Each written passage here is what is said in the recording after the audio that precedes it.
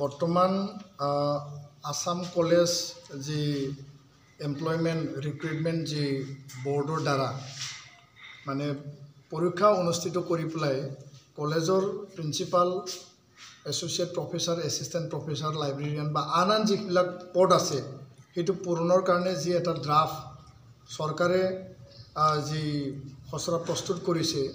ইয়াৰ ওপৰত নিখিল বড়ো ছাত্ৰ সন্থাই অসমৰ শিক্ষামন্ত্ৰী ডাঙৰীয়া মুখ্যমন্ত্ৰী ডাঙৰীয়া যেতিয়াই আমি আলোচনাত মিলিত হৈছোঁ শিক্ষা এই সমস্যাবিলাকৰ ওপৰত তেতিয়াই আমাৰ এটা দাবী আছিল কি ছিক্স শিডিউল বিটিআৰ অঞ্চলটো তাৰ পৰা ৰেহাই দিব লাগে এক নম্বৰ কথা এইটো আউটাৰ পৰা বাহিৰত ৰাখিব লাগে দ্বিতীয় কথাটো হ'ল যি বৰ্তমান যি এটা ব্যৱস্থা আছে য'ত মানে PhD নেট স্লেট বা যি কলেজ ৰিক্ৰুইটমেণ্টৰ কাৰণে যিখিনি ক্ৰাইটেৰিয়া বা কোৱালিফিকেশ্যন লাগে ইয়াৰ দ্বাৰা গভৰ্ণিং বডি বা আন এক্সপাৰ্টৰ যোগেদি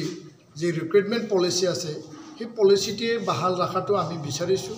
এইটো পুনৰ বিবেচনা কৰিব লাগে মুখ্যমন্ত্ৰী ডাঙৰীয়াক আমি আহ্বান জনাইছোঁ শিক্ষামন্ত্ৰী ডাঙৰীয়াক আমি আহ্বান জনাইছোঁ যাতে কলেজ শিক্ষক নিযুক্তিৰ ক্ষেত্ৰত কোনো তেনেকুৱা পৰিৱেশ সৃষ্টি নহয় ইয়াৰ প্ৰতি চৰকাৰে